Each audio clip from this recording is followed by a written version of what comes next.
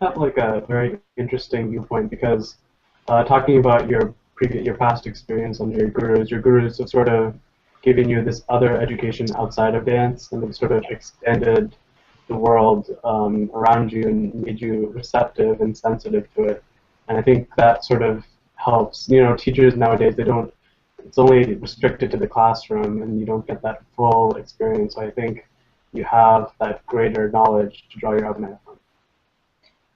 I think it's very important. I think it's important for students to be exposed to a lot of, because art is not something that you do in vacuum.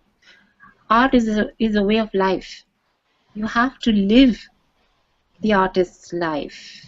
And I don't mean you should starve. What I mean is that you have to hone the sensibility and the sensitivity to your surroundings. You know, when I'm walking down the street, I look at a tree and I see movement. I can look at something, anything you come across. You know, I see people interacting with each other. Well, that's very less of that happening nowadays. But if somebody's interacting with another person, I observe, you know, how is this person talking to the other person? What does it say about our human nature? And all of that knowledge percolates and sits, and you have to let it distill in your system over time, and that will come out in your artistic expression at a time when it's not planned. Mm-hmm. If I have to be a little more specific about Naren's question, I would say if there is content in what you're wanting to tell, and then there's the way of what you're wanting to tell, how much of the content is from, let's say, your gurus, and how much of your taste or way of portrayal, and what would you say is, are there points where they diverge? Like, for example, the way you would do it versus your guru would do it, or the stories you would want to tell versus how you've been used to, So is there a little dichotomy there at all? And how do you handle it? You know, after so many years of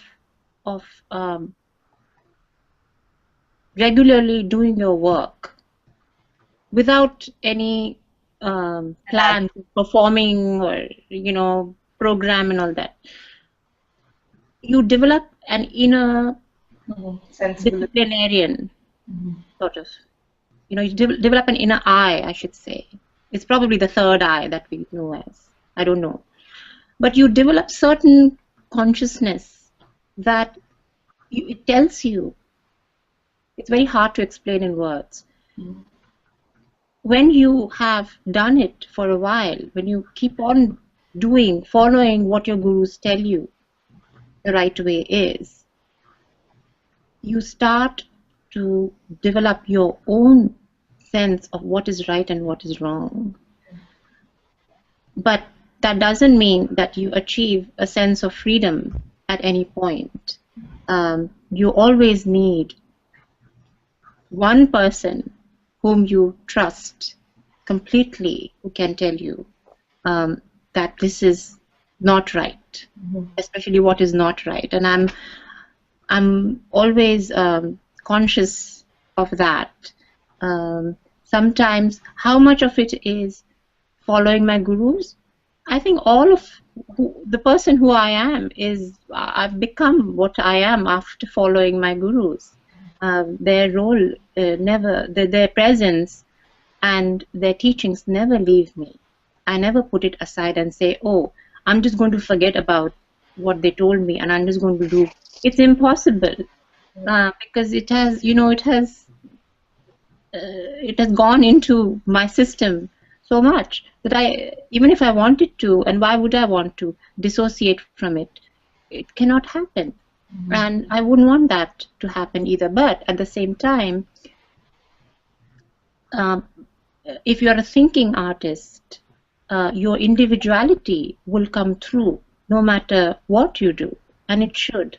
I guess sometimes we can be fearful of how it will be received if you do something completely off the track, for the lack of a better word. But that is again your own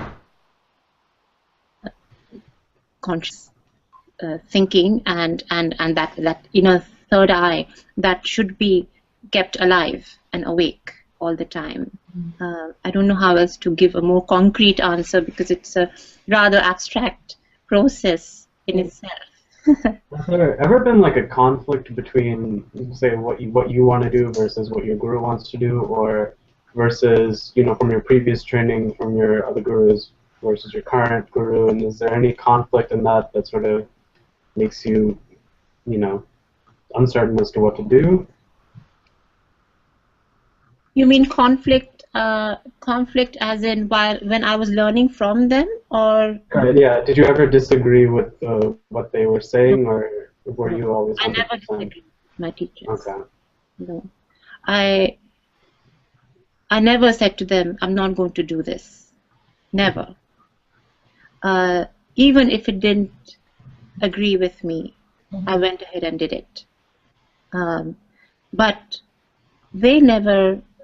I cannot remember my gurus ever asking me to do something that did not suit me, or that was not a part of my training. Or the only thing that they want, often my gurus would, their expectations were very high of me, and at times that could be somewhat challenging to live up to. But that's how you do good work. You get better every time. Yeah. Yeah, you get better at every step, and I still, Yeah.